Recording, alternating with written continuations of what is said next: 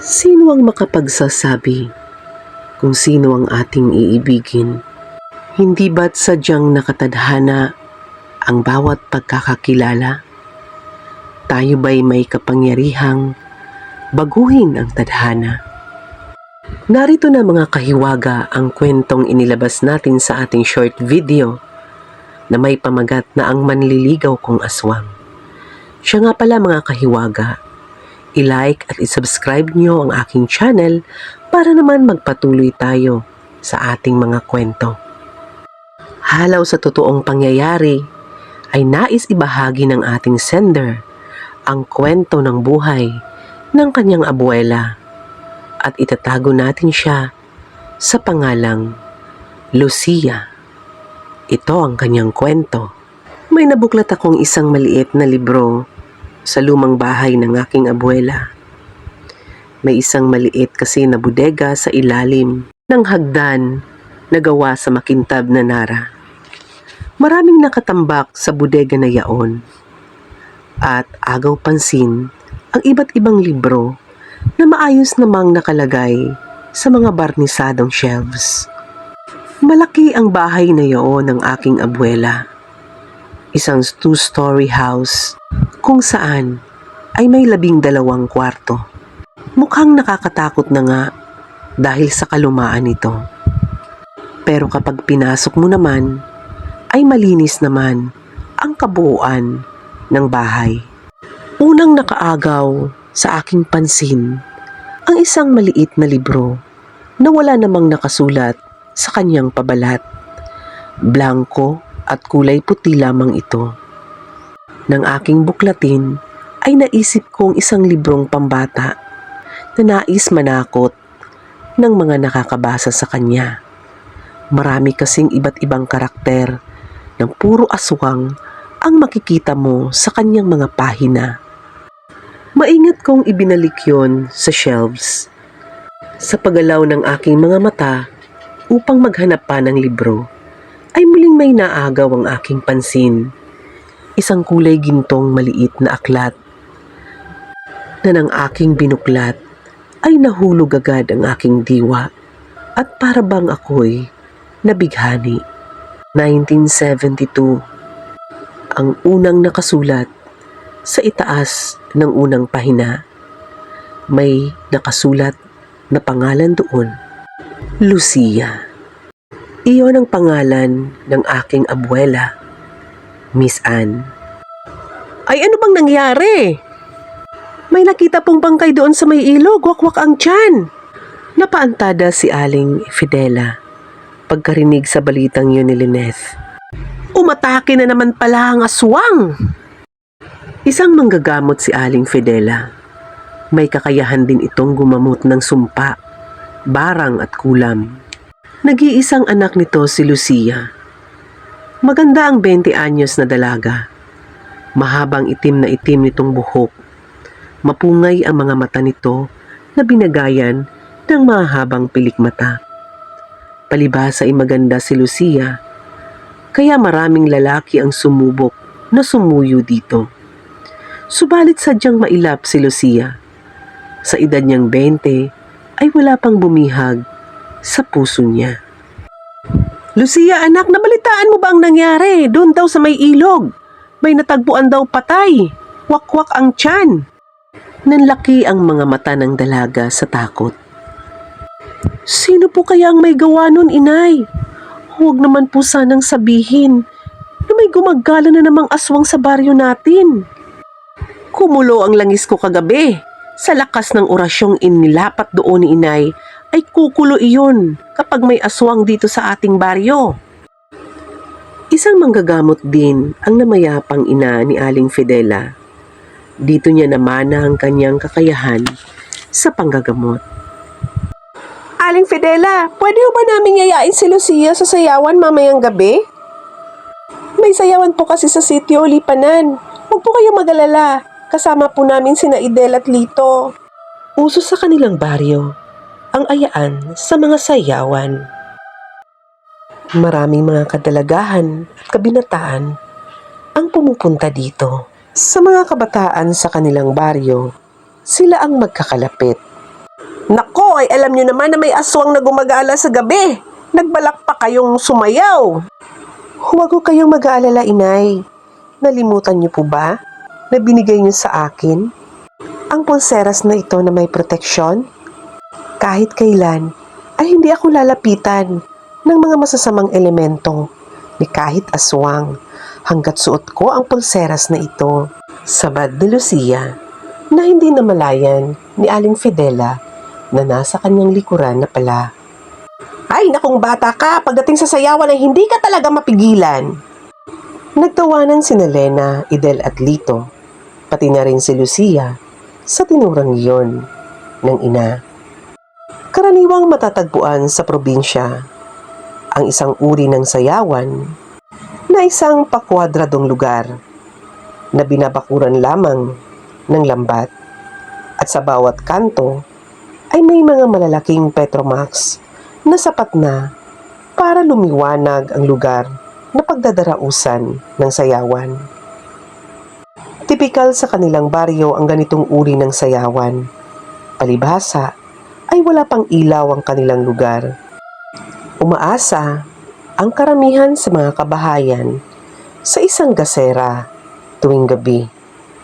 At doon naman sa mga medyo nakakaangat-angat sa buhay ay nakakaya nilang bumili ng gasolina at battery na siya nilang ginagamit upang magkaroon ng liwanag ang kanilang tahanan.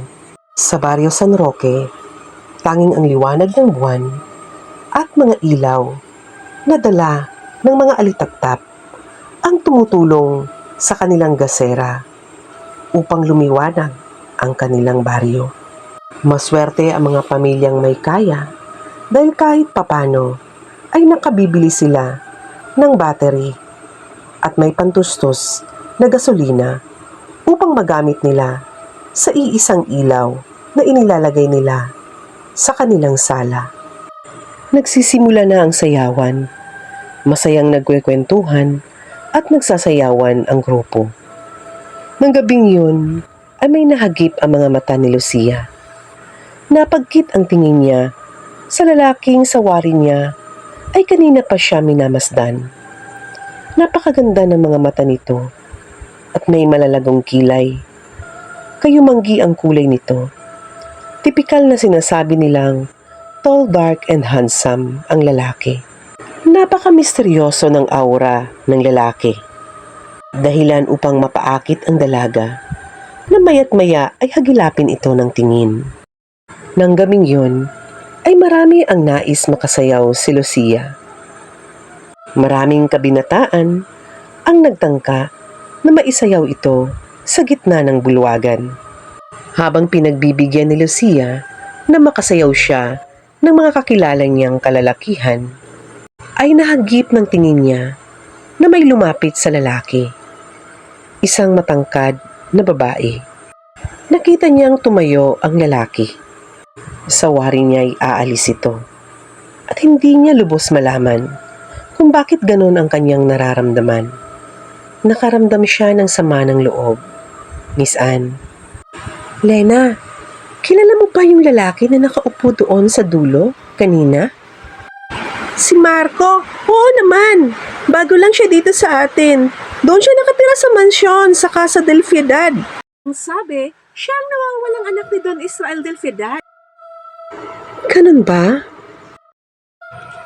May panghihinayang niyang tugon.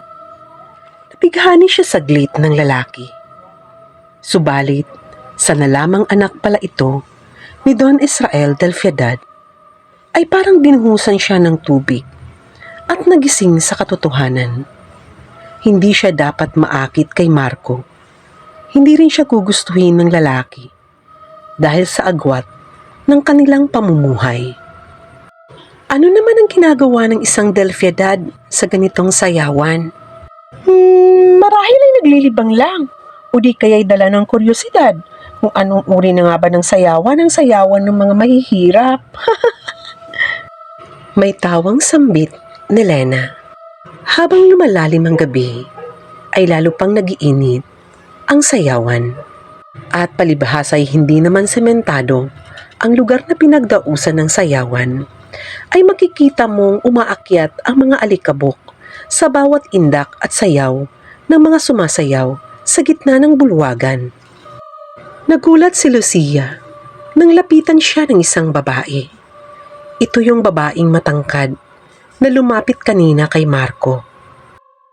"Anong pangalan mo?" Nakangiting tanong nito sa kanya. Maganda ang babae. Para itong isang beauty queen sa tangkad. Hawak nito ang kanyang kaliwang kamay. Lucia, bakit?" Gulat na sagot ng dalaga. "Wala naman." Sabay talikod nito na parang walang nangyari. Nagtataka naman si Lucia na sinundan ng tingin ang babaeng papalayo. Muntik na siyang mapatalon sa gulat nang may boses na nagsalita sa kanyang likuran. Maari ba kitang maisayaw, Bining-Bini? Puntik nang mapatalon si Lucia sa gulat. Nang lumingon siya'y tumama ang kanyang paningin sa magandang mata ng lalaki. Waribay, huminto ang kanyang mundo nang matitigan ang mga mata na yaon. May ilang segundo din na hindi niya alam kung ano ang nangyari. Oo naman, nahihiya pa niyang sagot. Ako nga pala si Marco Del Fedad. Tumango ang dalaga at ngumiti. Ako naman si Lucia. Lucia San Andres. Iyon ang simula. Isinayaw siya ni Marco ng gabing iyon na parang wala siyang ibang nakikita. Nakapagkit lamang ang mga mata niya sa gwapong mukha ng lalaki. At hindi niya alam, sunod-sunuran siya sa bawat galaw at sa bawat indak ni Marco. Para siyang nababato-balani at hindi niya mapigilan. Wala siyang kontrol sa mga pangyayaring iyon. Nagising siya kinabukasan na nasa kanyang kama. Nagulat pa siya.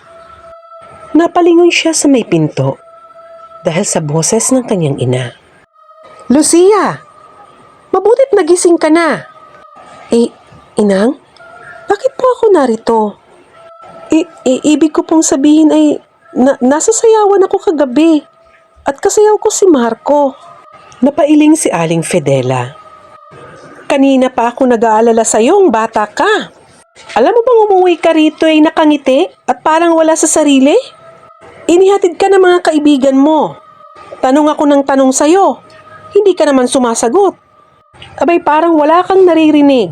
Dire-diretso ka sa loob ng silid mo at ayan, natulog kang nakangiti. Ano bang nangyayari sa'yo?" "Nasa na nga pala yung pulseras na ibinigay ko sa'yo, pamproteksyon. Abay, hindi ko na nakikita dyan sa braso mo."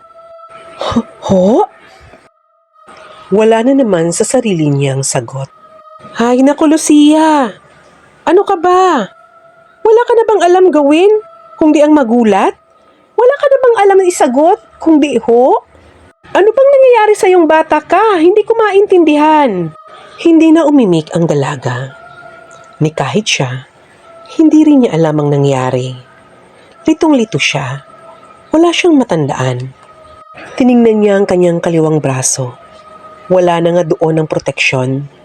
Ang proteksyong yun ay pamana pa ng kanyang lola Anding sa kanyang nanay at ipinamana naman ng kanyang nanay sa kanya.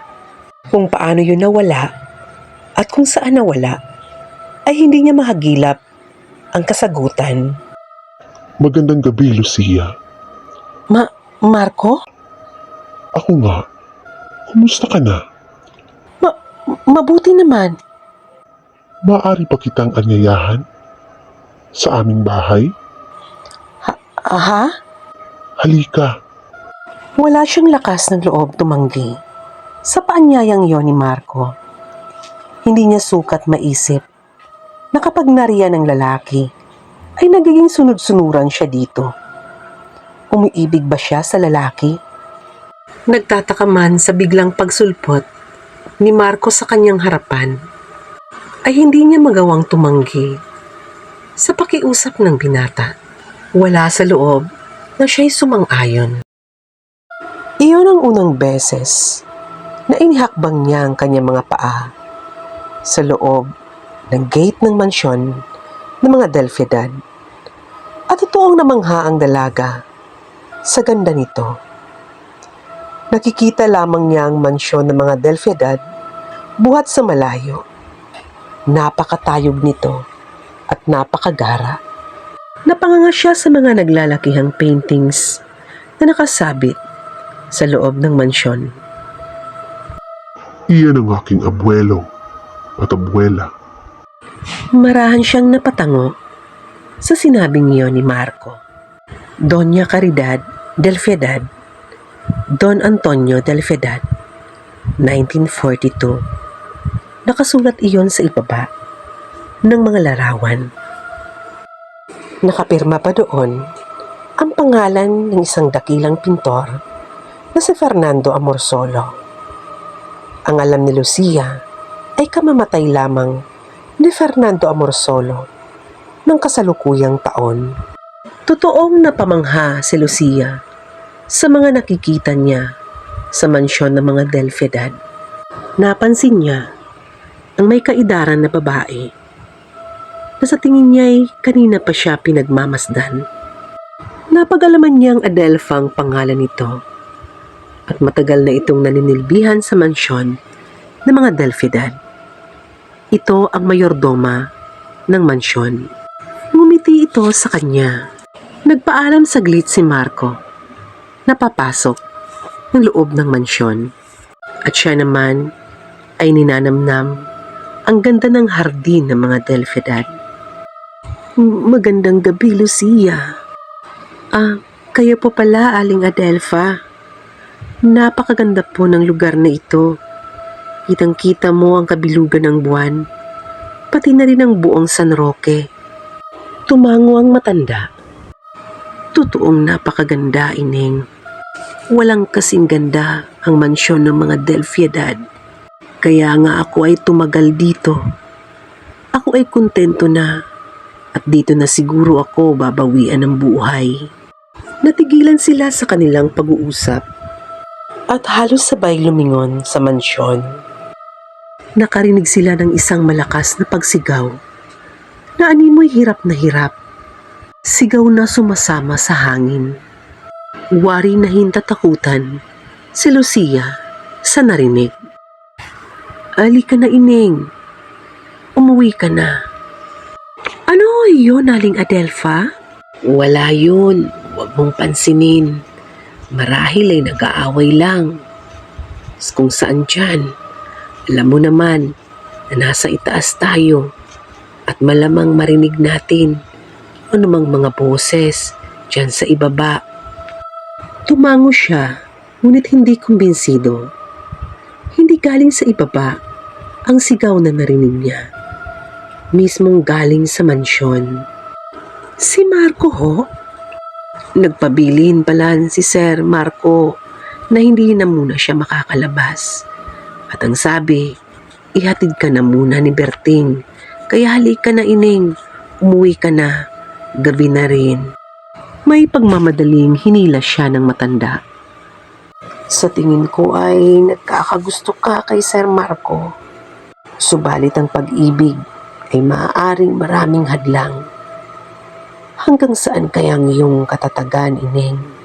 Bago umandar ang sasakyang minamaniho ni Mang Berting, ay tumingin siya kay Aling Adelfa.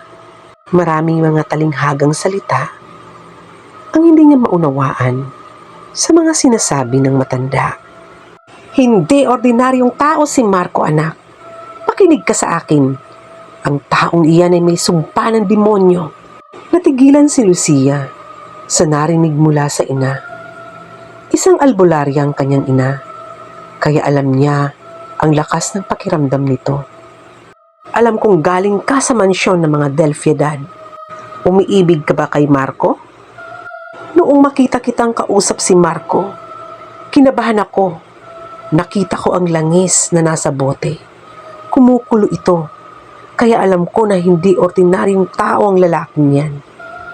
Ibig mong sabihin, inay? Isang aswang si Marco? Hindi pa ako sigurado, anak. Iyan ay aking tutuklasin. Lihim na napaiyak si Lucia sa narinig mula sa kanyang ina. Nanghihinayang siya at nasasaktan sa damdamin niya para sa binata. Isang hapong iyon, may pumaradang itim na sasakyan sa harap ng kanilang bahay. Isang matandang lalaki ang lumabas mula sa magarang sasakyan.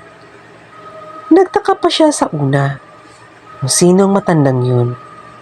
Ngunit sa huli ay nahinuhan niyang si Don Israel Del Piedad, ang ama ni Marco Del Piedad. Magalang na pinaupo niya ang matanda sa payak nilang sala. "Kumusta, Don Israel?" ani Aling Fidela. "Anak mo palang napakagandang dalagang ito. Sinasabi ko na pamilyar. Sa akin ang apelyedong San Andres." "Bakit ho kayo naparito, Don Israel?" "Hindi na ako magpapaligoy-ligoy pa sa inyong mag-ina. Narito ako para sabihin nalayuan mo si Marco, Lucia. Hindi makakabuti ang pakikipaglapit mo sa kanya. Iyan ay habang maaga pa." Sa ano pong dahilan?" "Maraming dahilan. Iyan ay para sa katahimikan ng lahat." Hindi niya malaman ang ibig sabihin ni Don Israel. Pinalalayo ba siya ng Don? Dahil alam nitong hindi ordinaryong tao ang kanyang anak? O pinalalayo siya dahil sa agwat ng kanilang buhay? Huni na lamang ng kuliglig ang tanging naririnig ni Lucia sa kanyang silid. Hindi siya dalawi ng antok. Naisip niya ang mga sinasabi ni Don Israel sa kanila ng kanyang ina. Lucia! Lucia! Pabalikwas siya. Boses iyon ni Marco. Nang buksan niya ang bintana, ay wala naman siyang nakita. "Lucia! Lucia!" Boses na iyon ng kanyang ina. "Ayos ka lang ba dyan?" "Oo naman, inay. Ano po't napasagsag ka sa aking silid?" "Kumukulo ang langis sa aking bote. Alam kong may aswang na malapit sa atin. Halika, anak, may ibibigay ako sa iyo. Hindi ito kasing bisa ng pulseras na ibinigay sa akin ni inay. Sayang nga lamang at naiwala mo ito. Ito ay galing sa ugat ng balite. Ito ay kwintas na lagi mong isuot. Ito ay makakatulong sa iyo. Huwag mo itong aalisin sa iyong katawan. Kaya ka nitong proteksyonan sa mga hindi malalakas na aswang." Nasa ganun silang pag-uusap nang may marinig silang kaluskos sa labas ng kanilang bahay. Maya-maya ay parang pinupunit ng mga kuko ang kanilang dingding. Napapikit si Aling Fidela. May inusal siya na mga salita na halos hindi maintindihan ni Lucia. Maya-maya ay may narinig silang angil at mabilis na yabag. Aswang na lakad. Nakaramdam ng takot si Lucia. Subalit sinabi ng kanyang ina na si Aling Fidela na huwag kang matakot. Simula ngayon, anak, ituturo ko sa iyo mga salitang buhay na magpapalaya sa mga aswang na yan. Mula nang isuot niya ang kwintas ng balete, ay hindi dumalaw si Marco sa kanila. Iniiwasan siya ni Marco. O hindi siya malapitan nito.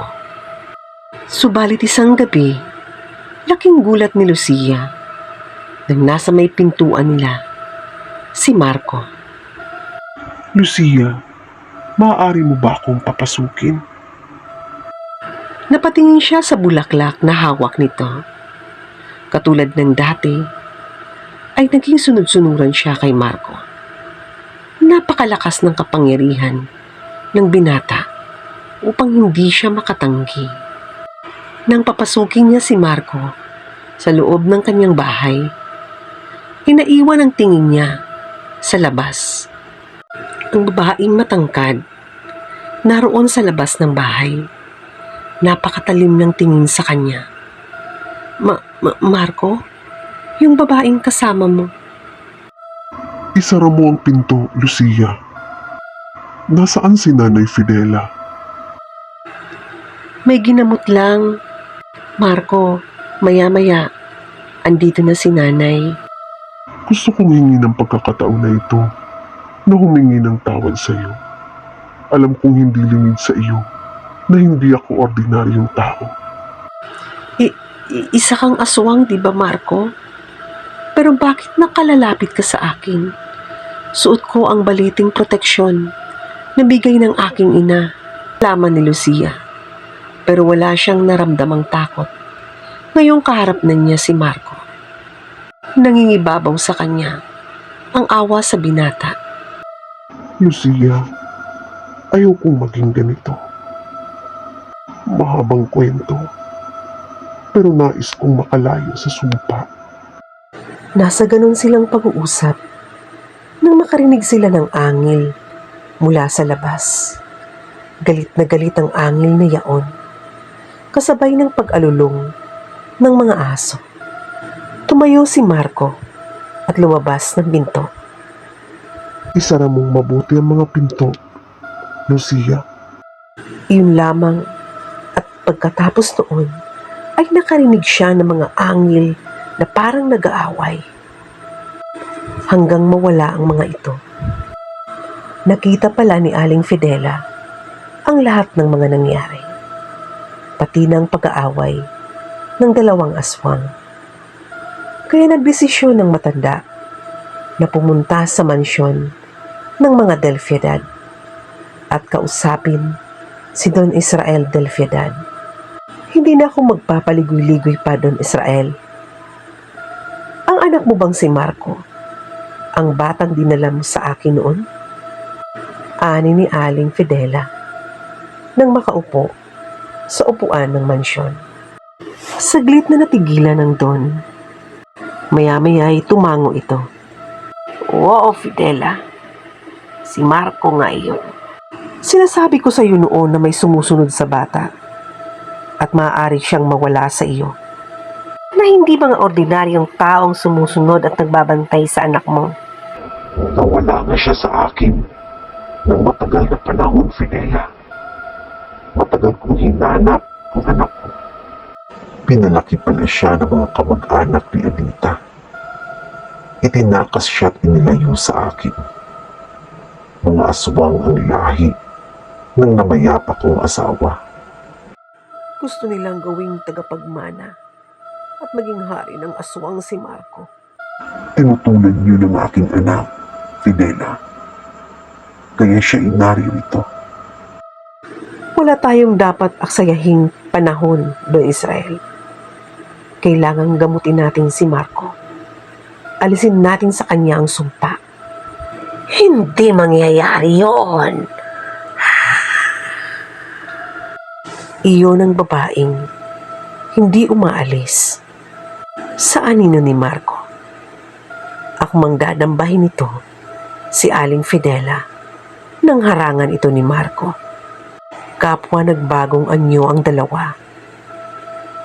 At nang itarak dito ni Marco ang kanyang mahahabang kuko, ay bigla na lamang naglaho ang babae. Inay! Si Lucia na sumunod sa kanyang ina. Alam niyang papunta ang ina sa mansyon ng mga Delfiedad. Kung ano ang pakay nito ay hindi pa niya nalalaman.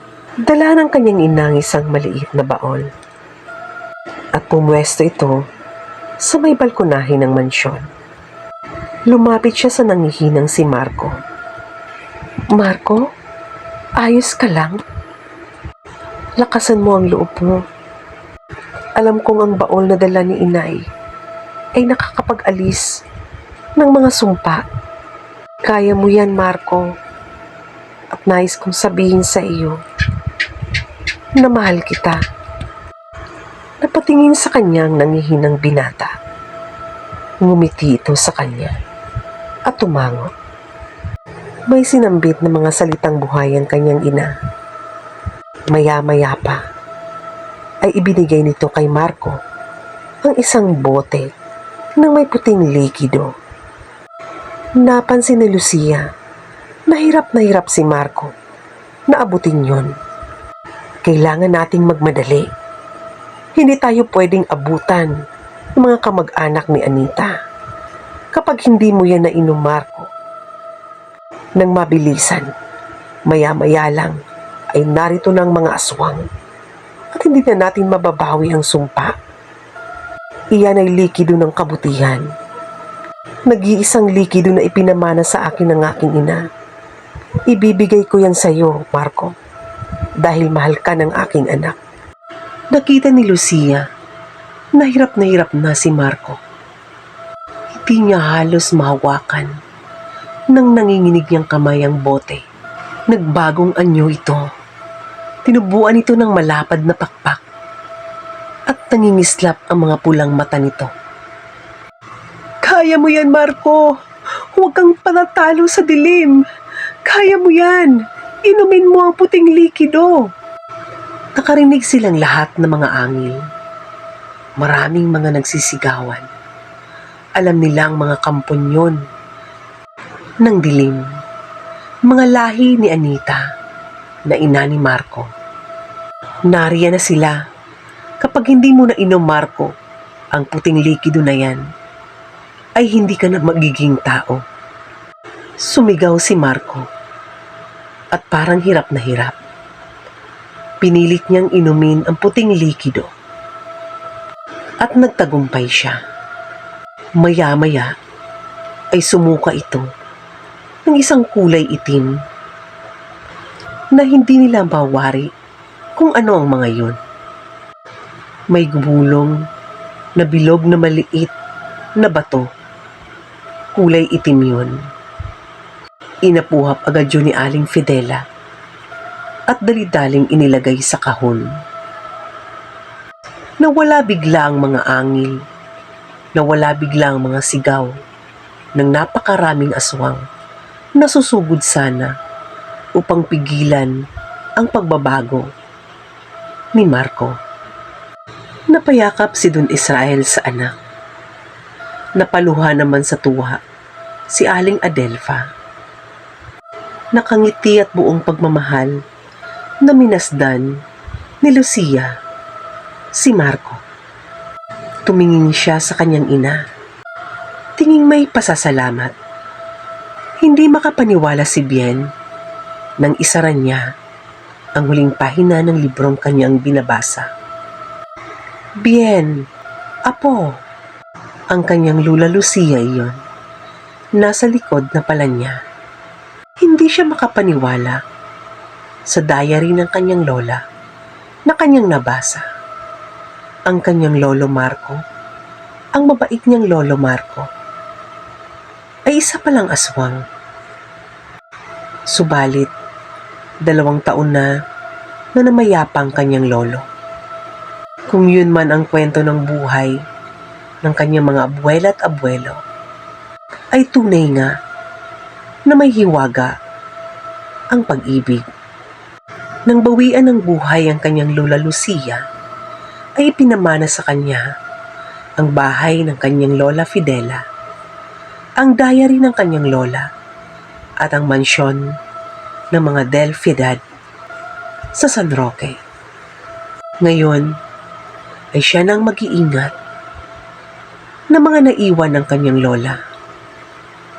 Iyon ang mga naging saksi na tunay na may hiwaga ang pag-ibig.